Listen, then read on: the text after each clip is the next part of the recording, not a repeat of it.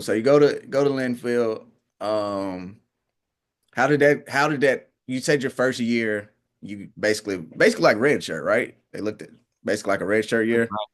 Pretty Pretty much. If I, I still got 2 years of eligibility left in the tank. If I really wanted to argue the NCAA, I could probably get that one back too. But All I'm saying is NIL is still out there. You can hey, you can go get you some money.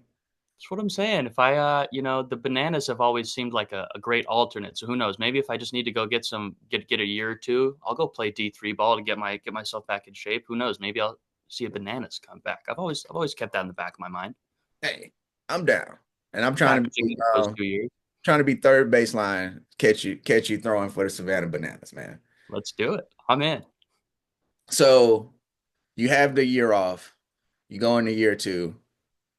You already know you're a pitcher by year two. You're locked in as Yeah. a pitcher. So going into year two, I knew the spot for me was going to be pitching. I mean, we had some older guys at the corner infield spots as well as just my bat wasn't catching up, and unfortunately, it was a really hard part in my career, and just in terms of the mental side of the game. I don't think I've ever struggled as much as I have really that sophomore season because I went into it as a pitcher thinking, if I do everything right, this is really going to be my shot to make an impact early. And, I did feel that. And it was hard because I was still struggling through some arm injuries and, maybe didn't have the exact velo to get myself on the mound at that point. But, still knew that I could compete against anybody. We're doing scrimmages against our own team and I'm competing. So sophomore year, stayed on JV. I ended up traveling towards the end of the year, which was pretty cool to do because we were making the playoffs, and coach just knew I was a guy who clicked with the rest of the team, so he wanted me in the dugout and as kind of that last option out of the pen. So that definitely gave me a lot of confidence going into my junior season where I was able to have a handful of innings under my belt. Don't check the ERA, but yeah, it I was check. able to. I'm just I check. I will say this. I'm all for the confidence. You got more than a strikeout per inning. Okay. Hey, So I'm glad you found the one good stat, so baby. we're I was a strikeout guy, so we're gonna talk Sometimes, about that. You are a strikeout guy. You're yes, making sir. sure you're getting the swings and misses, man. So that's we're all positive on this podcast. As long as we're not talking Red Sox, it's positivity. All Of right. course. Unless we're talking about Rafael Devers' defense, baby. Never forget. Love Yes, that. for sure, for sure. Well, you speak about like the hard times. What were some of the things that helped you get through those things? Because I can only imagine you feel like you keep hitting the wall, whether it be injuries or just the realization of like the level that you're on, that you want to not being where you want to be.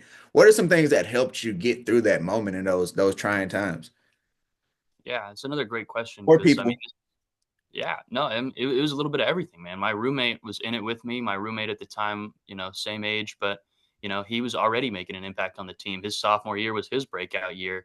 He went ahead and, had what I would call a mediocre season to set him up for, an all-star junior season, which is what he had. And, he was a big part of that, just being there every single day, seeing what I was going through, knowing when I was hurting, when I wasn't, just to, keep that confidence in mind. It's like, sometimes, anybody who's played sports will maybe understand this, who's had a coach who you maybe don't necessarily want to bring an injury to, because you may think, that's going to be the end of you, or the injury is going to be that, it. And, one of the biggest reasons why I was able to continue playing was because I did end up going to my coach and being honest. And, my roommate really helped me with that. And, obviously as a teammate and my family really helped me with that too. But just being honest with the coach, because I was in a bad spot with my arm, and it was really affecting up here, obviously, because I was trying to, act like I wasn't having any issues with my arm. Yeah. So, it was a whole vicious cycle with injuries and mental toughness. But really just,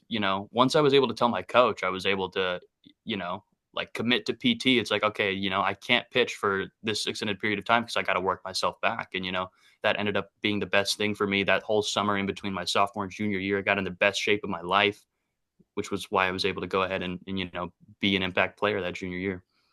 That's cool. That's cool. And then junior year come, no senior year. You forego senior year.